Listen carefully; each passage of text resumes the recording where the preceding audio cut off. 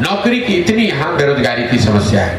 तो बेरोजगारी और पलायन ये सर्वस्पर्शी सबसे बड़ी समस्या दिखी। दूसरी जो सबसे बड़ी समस्या दिखी वो है शिक्षा व्यवस्था का ध्वस्त होना। ये एक दूसरा पहलू मैंने देखा जिसमें समाज का हर वर्ग, चाहे आप पढ़े लिखे हैं, अनपढ़ हैं, अगड़े हैं, पिछड़े हैं, हिंदू, मुसलमान, महिला, पुरुष, गरीब, अमीर, हर व्यक्ति ये कह रहा है कि बिहार में शिक्षा व्यवस्था ध्वस्त हो गई है। बिहार में शिक्षा की व्यवस्था बहुत अच्छी कभी नहीं थी। हम खुद सरकारी स्कूल से बिहार में पढ़े हैं, लेकिन पहले हर प्रखंड में, अनुमंडल में, जिले में 2, 4, 5, 10 स्कूल ऐसे जरूर थे जहां अगर आपने पढ़ाई कर ली, कॉलेज में चले गए तो आपका जीवन सुधर सकता था।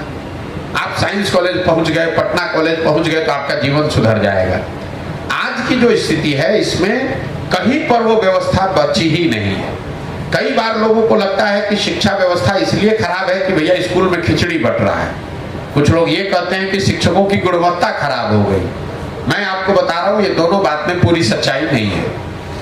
अगर सिर्फ खिचड़ी बांटने से शिक्षा व्यवस्था बिहार में खराब होती तो लोग ये ध्यान नहीं देते हैं कि 8वें क्लास से ऊपर के जो स्कूल हैं, विद्यालय हैं या कॉलेज है, उसमें तो खिचड़ी नहीं बट रहा है। वहां पर पढ़ाई क्यों नहीं हो रही? आपने अगर कहा कि नियोजित शिक्षकों की गुणवत्ता की वजह से शिक्षा व्यवस्था खराब हो गई, तो पटना साइंस कॉलेज में, पटना कॉलेज में पढ़ाई क्यों नहीं हो रहा है? सीएम साइंस कॉलेज दरभंगा में पढ़ाई क्यों नहीं हो रहा है? लंगर सिंह कॉलेज में पढ़ाई क्यों नहीं हो रहा है? वहां पर तो नियोजित शिक्षक नहीं है। पढ़ाई की व्यवस्था इसलिए खराब हुई है कि जो मेरी समझ बनी है 18 महीनों में, कि कहीं ना कहीं सरकार और समाज, मैं अंडरलाइन कर रहा हूं समाज को भी, सरकार और समाज दोनों की प्राथमिकता में शिक्षा अब रही नहीं गई है। किसी को चिंता ही नहीं है कि पढ़ाई होनी चाहिए। सरकार ने एक व्यवस्था बना दी, समता मूलक शिक्षा नीति के नाम पर हर गांव, हर पंचायत में 2-4 गो बिल्डिंग बना दिया गया। नतीजा क्या हुआ? जहां विद्यालयों के भवन बने वहां शिक्षक नहीं है, जहां शिक्षक है वहां विद्यालय के भवन नहीं है, जहां दोनों है वहां बच्चे नहीं है, जहां तीनों है वहां पढ़ाई नहीं। पढ़ाई की चिंता ही नहीं है। समता मूलक शिक्षा नीति बनाने के नाम पर हर जगह विद्यालय बना दिया गया, शिक्षकों को बहाल कर दिया गया और पढ़ाई की चिंता सरकार ने बिल्कुल छोड़ दी। इसी तरह समाज ने भी विद्यालयों की जो छवि थी वो शिक्षा का केंद्र के बजाय अब सरकारी योजनाओं और बेनिफिट बांटने का केंद्र हो गया कि भैया स्कूल में जाएंगे तो खिचड़ी मिलेगा, स्कूल में जाएंगे तो साइकिल मिलेगा, स्कूल में जाएंगे तो पोशाक का पैसा मिलेगा, स्कूल में जाएंगे और वहां पढ़ाई होगा, इसकी चिंता ही किसी को नहीं। तो जो गार्जियन है, जो पढ़ाने वाले परिवार भी है, वो सरकारी स्कूलों में, विद्यालयों में अपने बच्चों का नामांकन उन्होंने कराया हुआ है कि उसको पोशाक का, साइकिल का, खिचड़ी का पैसा मिलता रहे। और अगर पढ़ाना है तो उसके लिए बगल के प्राइवेट स्कूल के कोचिंग में, ट्यूशन में नाम लिखवाया है। यही हाल कमोवेश कॉलेज का है। कॉलेज की जो छवि है बिहार में, वो सिर्फ डिग्री पाने का केंद्र है। नाम लिखवाइए और 3 बरस लगे या 5 बरस लगे, डिग्री लेकर चले आइए। बच्चे भी ये नहीं कहते हैं कि पढ़ाई नहीं हो रहा, वो कह रहे हैं भैया 3 बरस का डिग्री 5 बरस लग रहा है लेने में। एक कॉलेज में 15-15 हजार विद्यार्थी है, वहां टोटल कॉलेज में 10 क्लासरूम है। तो ये जो अभी नया नियम जैसे बना कि भाई सबको अटेंडेंस अनिवार्य कर दिया जाए, आप जरा बताइए, अगर 15,000 लड़के किसी विद्यालय में, कॉलेज में आ जाए, वहां 10वीं कक्षा है, तो 15,000 आदमी बैठेगा कहां? तो कहीं ना कहीं बिहार की पूरी शिक्षा व्यवस्था को अगर एक लाइन में आपको बताना हो तो स्कूल में से खिचड़ी बट रहा है, कॉलेज से डिग्री बट रहा है। समाज और सरकार दोनों के लिए बस इसका इतना ही उपयोग है, पढ़ाई दोनों में कहीं नहीं हो रहा है। यही कारण है कि बिहार में जितने अनपढ़ बेरोजगार हैं उससे ज्यादा पढ़े लिखे बेरोजगार हैं, जिनके पास डिग्री है लेकिन समझदारी, ज्ञान कुछ नहीं है।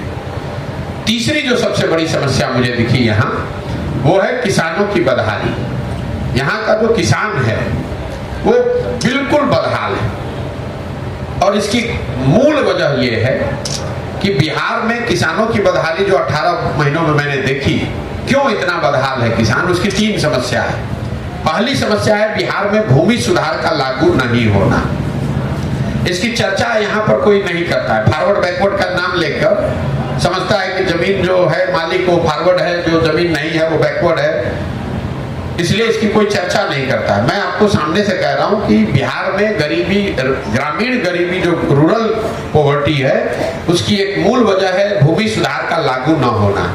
नतीजा ये हुआ है कि यहाँ पर करीब करीब 1/3 से ज्यादा जमीन डिस्प्यूटेड है, उसको पता ही नहीं कि इसका मालिकाना हक किसके पास है। चाहे वो जमीन सरकार का है, पट्टा दे दिया गरीब को उसका हक नहीं मिला, या चकबंदी की जमीन थी उसमें वो गड़बड़ हो गया, भूदान की हजारों एकड़ जमीन पता ही नहीं कहाँ गया, नदी का कटाव हुआ, नदी इधर से उधर गई, जमीन कहीं से कहीं चला गया, पता ही नहीं चला। और पूरी जो ये राजस्व डिपार्टमेंट है, ये कर्मचारी और कर्मचारियों के साथ जुड़े हुए 4-5 दलाल, जिसको गांव देहात में लोग अटर्नी कहते हैं, इसी पर टिका हुआ है। सरकार के पास लैंड का रिकॉर्ड, उसका मालिकाना हक, उसमें जो जेनरेशनल चेंज है कि भैया बाबूजी नहीं रहे तो किनको मिलना चाहिए, वो हुआ ही नहीं। उसकी वजह से 1/3 जमीन बिल्कुल अनप्रोडक्टिव हो गई, उसका मालिकाना हक डिस्प्यूटेड हो गया। तो पहली समस्या है किसानों की, यहाँ जमीन का मालिकाना हक भूमि सुधार नहीं होने की वजह से नहीं बना, इसलिए भूमि में उसके जो प्रोडक्टिविटी के लिए इन्वेस्टमेंट होना चाहिए, बोरिंग लगना चाहिए, सिंचाई की व्यवस्था होनी चाहिए, खाद पर, वो कोई कर ही नहीं रहा है। दूसरी किसानों की जो बड़ी समस्या है वो है जल कुप्रबंधन। अब इससे कोसी में आप लोग रहते हैं, आपसे ज्यादा तो कोई नहीं जानता है कि पानी का जो कुप्रबंधन है, बाढ़ बहुत बड़ी समस्या है, इसकी खूब चर्चा भी होती है। लेकिन आपके लिए जानकारी के लिए बता दूं कि बिहार में 50% कृषि योग्य जमीन ही बाढ़ से प्रभावित है।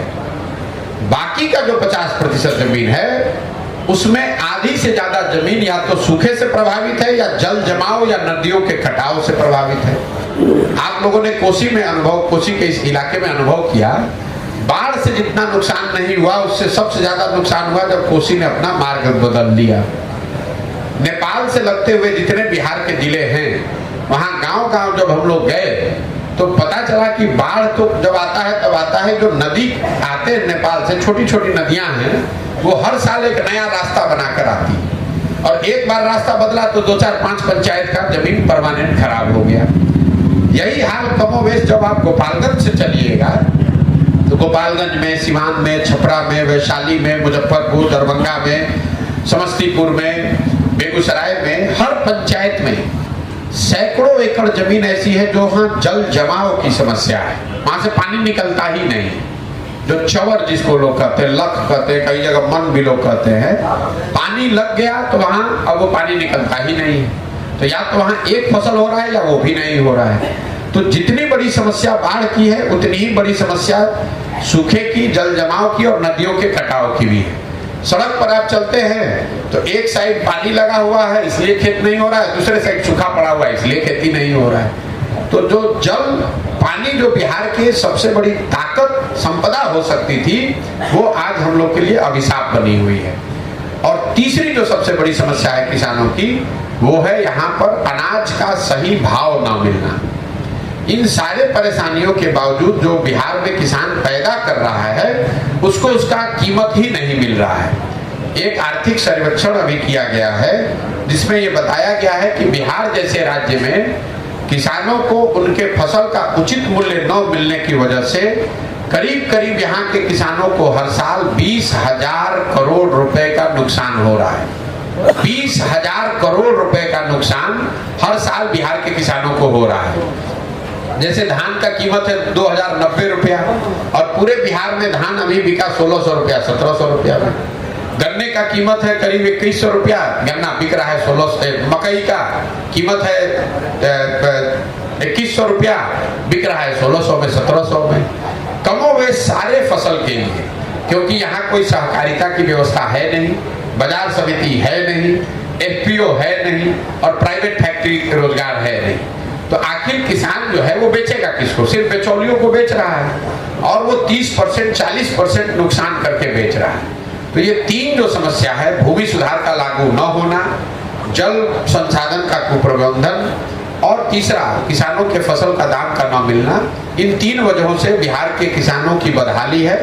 आपने जो सवाल किया था कि जो सबसे बड़ी समस्या क्या है, यही 3 समस्या मुझे अभी तक, बेरोजगारी और पलायन, शिक्षा व्यवस्था का ध्वस्त होना और किसानों की बदहाली, ये हर जिले हर पंचायत में अभी तक सामान्य रूप से हर वर्ग में सुनने को मिली है। बाकी तो हर जिले की हर पंचायत की अलग अलग समस्या है, लेकिन ये समस्या हर जगह है। सर, प्रशांत किशोर जी का नाम हमेशा रणनीतिकार में आता है, किसी पार्टी को जिताने के नाम से नाम आता है, तो किन्हें जिताने के लिए पद यात्रा निकली है? बिल्कुल, मेरी जो पहचान है, जो आप जिसको रणनीतिकार बता रहे हैं, ये आपको लग रहा है कि हमने कोई वो काम छोड़कर दूसरा काम शुरू किया है। हमारी नजर में हम वही काम कर रहे हैं। फर्क बस इतना है कि पहले ये रणनीति मैं किसी दल या नेता के लिए बनाता था, अब ये रणनीति मैं बिहार की जनता के लिए बना रहा हूँ। पहले ये सुझाव दल के नेताओं को बता देते थे, अब ये सुझाव बिहार की जनता को दे रहे हैं। पहले ये व्यवस्था, ये मदद दल के कार्यकर्ता को कर रहे थे, अब ये सुझाव, ये व्यवस्था, ये मदद बिहार के समाज के उन लोगों के लिए कर रहे हैं जो नया दल बनाना चाहते हैं, इस व्यवस्था को बदलना चाहते हैं कि भैया हम जुड़े, हम भी कंधा लगाएंगे, हम भी बिहार को सुधार के लिए प्रयास करना चाहते हैं, उनको ये मदद कर रहे हैं। तो आपका जो सवाल है किसको जिताना चाह रहे हैं, इसका पूरा लक्ष्य है बिहार की जनता को जिताने के लिए ये काम शुरू किए हैं। और अब मैं किसी दल का, नेता का नहीं, बिहार की जनता का रणनीतिकार हूँ। और 10 बरस में जैसे दलों को, नेताओं को जिताया, वैसे लिख कर रखिए, धीरज रखिए, 2 बरस में बिहार की जनता को भी जिताकर आपको दिखाएंगे। कई लोग सवाल कर रहे हैं कि किसी पार्टी के लिए भी काम कर रहे हैं। सवाल करने का तो कोई अंत है नहीं भाई। जिन पार्टी के लिए काम कर रहे हो तो सब पार्टी चुनाव लड़ रहा है, हम तो पार्टी बनाए नहीं। हमने आपको बताया हम काम कर रहे हैं बिहार की जनता के लिए। तो स्वाभाविक है जो जनता से मुफ्त में जिसको वोट मिल रहा है पिछले 25 साल से, उसको तो घबराहट होगी ही। भाई आप भाजपा चलाते हैं तो भाजपा वालों को तो भारी डर यही होगा कि भाई अभी तक जो लालू जी से डर के हमको मुफ्त में वोट देता था, जनता के पास विकल्प हो जाएगा तो भाजपा को वोट नहीं देगा।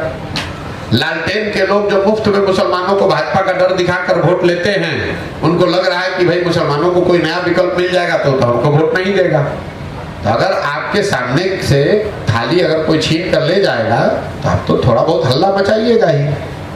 जो हालात है सियासतदानों की बिहार में या देश में, क्या जो जैसे हालात है जो देख रहे हैं देश भर में किस तरह से सियासत हो रही है, ऐसे में प्रशांत किशोर पर बिहार की जनता खास करके विश्वास कैसे करेगी कि आज आप अच्छी अच्छी बातें कर रहे हैं जैसे अमूमन सभी रहते बोलते हैं? क्या गारंटी है कल सत्ता में आने के बाद जो अभी परिस्थिति है, स्थिति है, उसके अनुकूल? मेरे भाई 17 महीना से हम पैदल चल रहे हैं। आपने या तो मेरी कोई बात, कोई सभा सुनी नहीं, या सुने तो उस पर आपने ध्यान नहीं दिया। हम सभा की शुरुआत में ही कहते हैं, पहला ही लाइन, कि बिल्कुल भी कभी जीवन में प्रशांत किशोर पर भरोसा मत करो, किसी भी नेता पर भरोसा मत करो। ये कभी मत सोचो कि हमको वोट दे दोगे तो हम आकर तुम्हारा जीवन सुधार देंगे।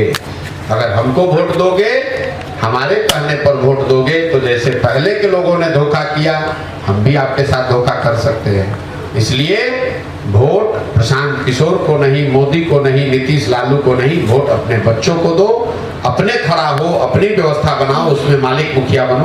प्रशांत किशोर कहाँ दल बनाए हैं कि कह रहे हैं कि हमको वोट दे दीजिए, क्या भरोसा कीजिएगा कि नहीं कीजिएगा? हम आपसे वोट मांगे नहीं, चंदा ले नहीं रहे हैं, आपसे कार्यकर्ता बनने के लिए कह नहीं रहे हैं। तो आप जब हम पर भरोसा कीजिएगा ही नहीं, जब विश्वास कीजिएगा नहीं, तो घात होगा कैसे? प्रशांत जी, 18 महीने की जो आपकी यात्रा है उसमें आपके साथ लाखों लोग जुड़े हैं, हर जगह से जुड़े हैं। अभी लोकसभा का चुनाव होने वाला है, उन लोगों के पास असमंजस की स्थिति रहेगी कि आखिर वो लोग किनके साथ जाएं? बिल्कुल असमंजस की स्थिति नहीं है। दल जब बनेगा तभी तो आप चुनाव लड़ेंगे। मान लीजिए कि आपको बहुत भूख लगा है, आपने खिचड़ी बनाना शुरू किया, तो अब अध पकी खिचड़ी तो खाएंगे तो तबीयत खराब हो जाएगा। अब भूख लगा है, 2 दिन से खाना नहीं खाए हैं, तो जब तक खिचड़ी नहीं बन रहा है तब तक धीरज रखना पड़ेगा। जन स्वराज की व्यवस्था के तहत जो दल बनना है वो तो दल तभी बनेगा जब पदयात्रा पूरी होगी। जब पद यात्रा पूरी हो जाएगी, दल बन जाएगा, उसके बाद जो भी चुनाव आएगा, चाहे वो लोकसभा का आए, विधानसभा का आए, उसमें चुनाव लड़ा जाएगा। लेकिन जब दल है ही नहीं तो चुनाव लड़ेंगे कैसे? और इसमें वहां आप कह रहे हैं लोगों को असमंजस की स्थिति है। इसी असमंजस में तो पिछला 50 वर्ष से आप जी रहे हैं, तो 2 महीना और जिंदा रहिए। लेकिन जो मैंने जनता को कहा है कि मैं दल तभी बनाऊंगा जब मैं पूरे बिहार की पदयात्रा कर लूं, लोगों से मिल लूं, समझो मैंने आपको 3 उद्देश्य बताए। तो अभी आधा बिहार हम पैदल चले हैं, आधा बाकी है। तो मान लीजिए कि कल दल बनाकर हम चुनाव लड़ते हैं, तो भागलपुर के किसी पंचायत की योजना हम कैसे जारी करेंगे? वहां तो हम गए नहीं हैं अभी। तो जब पूरा बिहार चल लेंगे तो लोगों तक अपनी बात भी पहुंचा दी होगी, उनके समाज को मत कर सही लोगों को निकाल कर एक संगठन भी बना दिया होगा, और बिहार के हर पंचायत का एक योजना भी होगा। तब लोगों को जाकर कहेंगे कि भाई ये दल है, ये लोग हैं, ये योजना है, आप इसको देखिए, ठीक लगे तो जुड़िए, वोट दीजिए, न ठीक लगे तो जैसे है वैसे चलिए। प्रशांत जी, मैं इमरान व्यावर्स न्यूज़ से। आपने कुछ समय पहले बोला था कि मेरी विचारधारा कांग्रेस के करीब है। अगर कांग्रेस आपको ऑफर देती है तो क्या उससे आप जुड़ेंगे, या फिर आप इस पर क्या? आप लोग का ये 2+2 जोड़ना जो है, मैं सवाल ये पूछा गया कि आपकी विचारधारा क्या है। मैंने ये बताया कि अगर हम गांधी को लेकर चले हैं, गांधी के सोच से प्रेरित होकर ये पूरा अभियान चला रहे हैं, तो विचारधारा के आधार पर हमारी विचारधारा वही होगी जो गांधी ने बताया होगा। और इस विचारधारा को आज की कांग्रेस वो दावा करती है कि we represent this ideological space.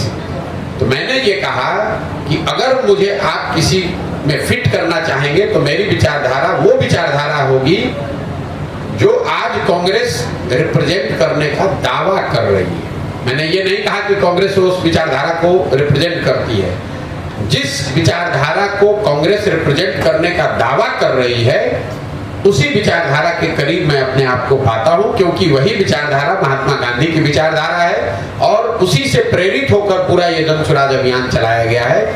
आप अभी ये सुने हैं, हम जब से पदयात्रा शुरू किए हैं तब से कह रहे हैं कि ये पूरा जो जन स्वराज अभियान है, ये कहीं ना कहीं आजादी से पहले, अब आजादी से पहले वाला लाइन मिटा मत दीजिएगा, आजादी से पहले की जो कांग्रेस थी, जो महात्मा गांधी की कांग्रेस थी, उस राजनीतिक व्यवस्था, उस विचारधारा को, उस तरह के दल को पुनर्जीवित करने का प्रयास है, अभियान है।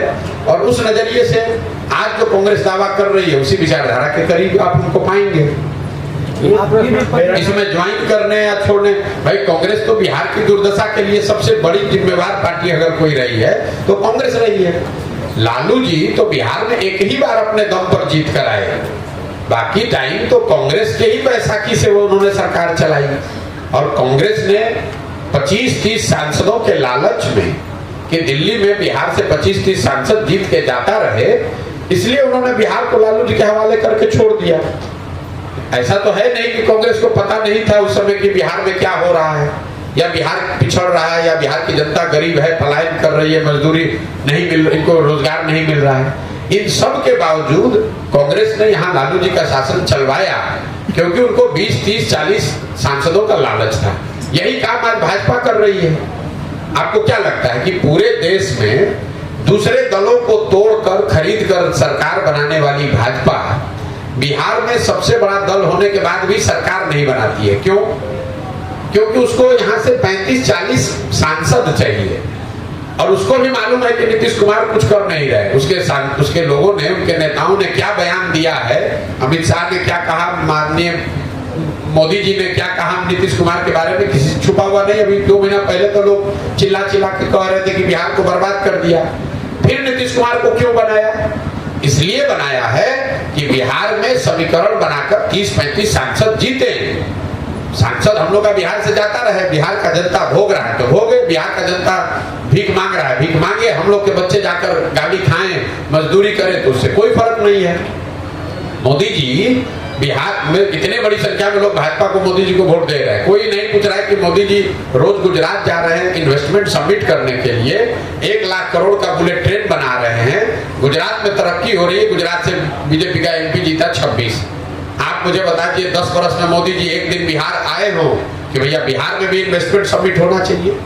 मान लीजिए कि यूपी में 10 लाख, अभी कल आए थे शायद, 10 लाख करोड़ का कह रहे हैं कि इन्वेस्टमेंट हो रहा है। मान लीजिए हम लोग बिहार गरीब राज्य, हम लोग 50,000 करोड़ का ही इन्वेस्टमेंट के लिए आ जाते, 10 वर्ष में एक बार भी नहीं आए। लेकिन यहाँ की जनता बेवकूफी में या समझिए ना समझी में उसी मोदी जी को जाके वोट दे रही है या मजबूरी में वोट दे रही है, और इसीलिए हम लोग के बाल बच्चे भोग रहे हैं। एक बड़ा सवाल है सर, विश्वास यात्रा तेजस्वी यादव जी कर रहे हैं और पद यात्रा प्रशांत किशोर यादव जी भी कर रहे हैं। उधर गांधी जी के विचारधारा से जुड़ करके राहुल गांधी जी भी कर रहे हैं। तो क्या लगता है प्रशांत किशोर कहाँ पद यात्रा किस रूप में?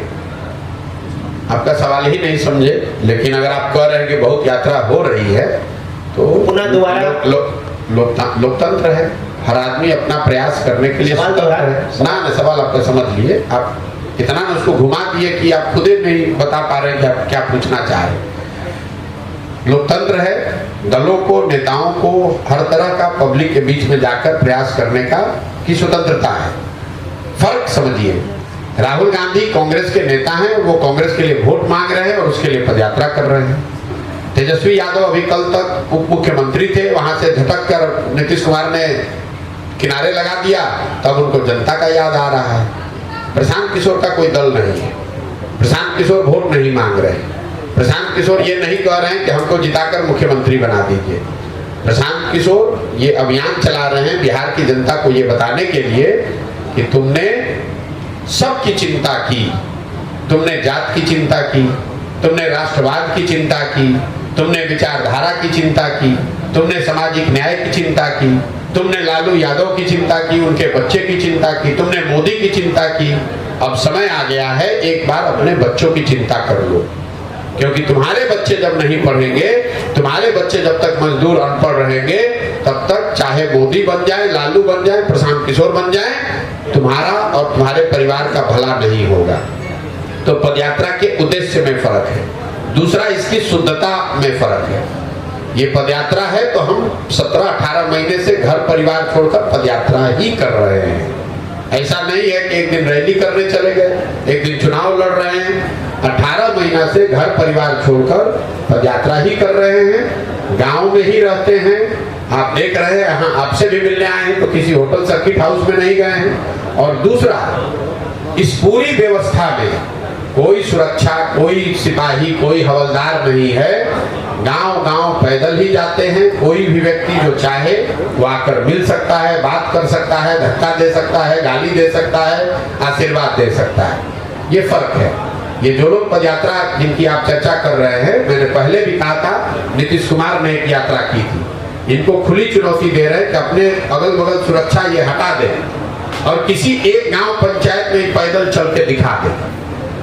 इनका दम नहीं है कि एक पंचायत या एक गांव में बिना सुरक्षा के, बिना अपने लाभ का दल बल के एक गांव में लोग चल के दिखा दें। नीतीश कुमार मुख्यमंत्री हैं ना भाई, उनको खुली चुनौती मैंने दे रखी है कि आप एक पंचायत में खाली पैदल चल के दिखा दीजिए। मेरे भाई, इनका दम नहीं है। हम 18 महीना से गांव में ही चल रहे हैं, बिना किसी सुरक्षा के चलते हैं, सरे में ही सोते हैं और 18 महीना से कर रहे हैं। हर जाति, हर वर्ग, हर समाज के लोग के पास गए हैं, सब ने हाथ उठाकर आशीर्वाद दिया है। सब ने कहा कि नहीं, जो आप प्रयास कर रहे हैं वो ठीक है। वो हमको वोट दे, हमको माने, हमको पसंद करे, वो अलग बात है। लेकिन कोई ये नहीं कह रहा है कि ना भैया आप बहुत गलत काम कर रहे हैं, इसको मत कीजिए। जिस गांव से भी गए हैं वहां पर लोगों ने यही कहा, ना भैया प्रयास तो आप ठीक कर रहे हैं, बात ठीक कर रहे हैं। ये फर्क है सर। अभी के दौर में जाति, धर्म, मजहब को लेकर लोग वोट करते हैं और इस कब नहीं करते थे कि अब करते हैं? अब ज्यादा बढ़ गया है सर। आपके पास कोई थर्मामीटर है? ज्यादा बढ़ गया है? आपके पास थर्मामीटर है कि अब ज्यादा बढ़ गया, पहले कम था? मोदी जी को वोट पड़ा है कि नहीं बिहार में? जोर से बोलिए, पड़ा है कि नहीं? सबको सुनाइए। पड़ा है ना? तो मोदी जी के जाति के यहाँ कितना आदमी रहता है मधेपुरा बिहार में, जरा बता तो दीजिए। अभी तो आप बोले कि सब लोग जाते पर वोट दिया है। धर्म देखकर पहले एक बात पर अड़े रहिए। आपने कहा कि हर आदमी बिहार में जाति पर ही वोट दे रहा है। आपने पूरा क्वेश्चन सुना ही। सुन लिए क्वेश्चन, रोज है। अरे 18 महीने यही सवाल रोज सुनते हैं। बिहार में आदमी को सवाल इससे ज्यादा कुछ आता ही नहीं है। यही 4 सवाल पड़ता है, बिहार जाति पर वोट पड़ता है, आप कैसे निपटिएगा? अरे आप पत्रकारिता करते हैं तो हमको भी तो थोड़ी बहुत समझ होगी। पहला सवाल आदमी छूटते जिसको राजनीति का आर अभी सीखता है तो यही सवाल करता है, ए भैया बिहार में तो बड़ा जात है, आप इससे कैसे निपटिएगा? तो मेरे भाई उसको जवाब मेरा यही होता है कि यही बता दो कि अगर आपको लगता है कि हर आदमी जाति पर ही वोट देता है तो मोदी जी को बिहार में वोट दे कौन रहा है? मान लीजिए कि आपने कहा, दूसरे सवाल पर आते हैं, हम तो कहते सवाल सुने नहीं, कहेंगे ना उनको तो धर्म पर हिंदू मुसलमान के नाम पर दिया, यही कह रहे हो ना, चलो छोड़ दो। मुसलमान यहाँ 18% रहता है, वो लालू जी को वोट देता है, ओवैसी को वोट नहीं दिया। वो लालू जी को काहे वोट दिया, ओवैसी को काहे नहीं दिया? विधानसभा में सीमांचल जो पूछ रहे हो बताओ, लालू जी को मुसलमान वोट क्यों देता है? उनके जाति का नहीं है। काहे जबरदस्ती का ज्ञान? जब एक होता है सवाल, एक होता है तर्क, दूसरा होता है कुतर्क। आपने कहा जाति धर्म, भाई जाति धर्म पर वोट बिहार में भी पड़ता है, पूरे दुनिया में पड़ता है, इसमें नई बात क्या है? आप बिहार के होने के नाते आपको एक बिनमांगी सुझाव दे देता हूँ, इस चक्कर में मत पड़िए। ये बाहर जो बिहार के लोगों को नीचा दिखाते हैं, उन्होंने ऐसा आपके हमारे दिमाग में बैठा दिया है कि बिहार इसलिए पिछड़ा है कि यहाँ पर जाति बहुत है। आप गए हैं गुजरात, कर्नाटक, आप चुनाव कराए हैं कभी बंगाल में, तमिलनाडु में, वहां जाति नहीं है। गुजरात में जाति नहीं है, लिंगायत बोकालिका कर्नाटक में नहीं है, माला मडिगा रेड्डी टम्मा आंध्रा में नहीं है। वहां का आदमी को कोई जाति के लिए दोष दे रहा है? आप बिहार में गरीब हैं, मजदूर हैं, इसलिए आपको जातिवाद बताया जा रहा है। यूपी में जाति नहीं है। यहाँ का जो पत्रकार पढ़ा लिखा समाज है वो भी इस चक्कर में पड़ के अपने ही से कहता है भैया यहाँ जाति बहुत है, यूपी में जाति नहीं है। कभी पूछे हो जाके सवाल ये, आप जाके उत्तर प्रदेश में, तो यहाँ का है पूछते हो भाई?